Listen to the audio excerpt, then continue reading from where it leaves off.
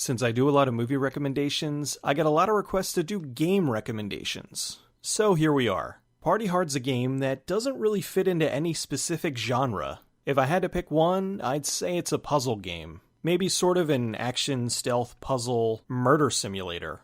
You play as a mysterious no-named guy who's trying desperately to sleep. The neighbors are having a party that's so loud, he snaps, puts on a mask, and goes on to murder everyone at the party. This is done 4 ways. There's area effects like poisoning the punch, which causes the people who drink it to vomit and slowly die off, or the faster approach like setting a gas grill to explode. There's single-use traps that usually only take out one person, like setting a tent on fire or pushing someone into a fire. Sometimes there's suitcases in the level that have random contents like bombs, smoke grenades, a change of clothes, and so on. The last is the most basic attack, which you'll use for most of the game, the stab.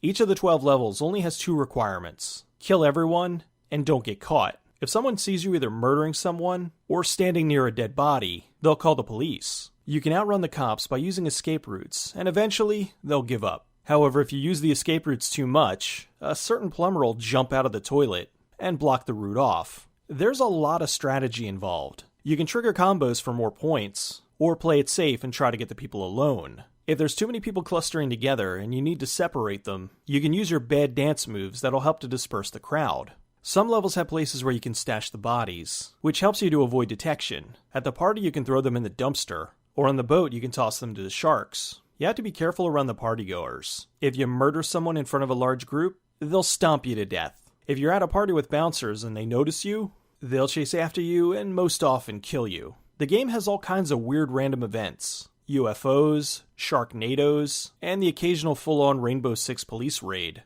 After you clear out the party, you end up wandering to another and murdering everyone there. This progresses all over the country, as you go from party to party, murdering everyone, all while the police are following this bloody trail. There's a story going on between the levels, but it's pretty silly, and it's just there to give some kind of structure to the chaos. You can unlock different characters, but I usually just stick with the main guy. The game is fairly short. I beat it in about 8 hours, but I'm sure there's a lot of people who could do it much faster. However, the game's so much fun, I played through it 3 times now. The developers also put in something called Twitch events. The audience watching someone play the game on Twitch can put codes into chat that can trigger things to happen in the game, like zombies, the aforementioned Sharknado, or a pizza delivery. The music in the game's great. It's kind of a Super Nintendo chiptunes party music. Party Hard is a blast, even if it doesn't include Andrew WK. Some of the levels are frustrating, but never feel unfair. It sucks getting caught when you only have a few people left, but it just makes you try harder the next time.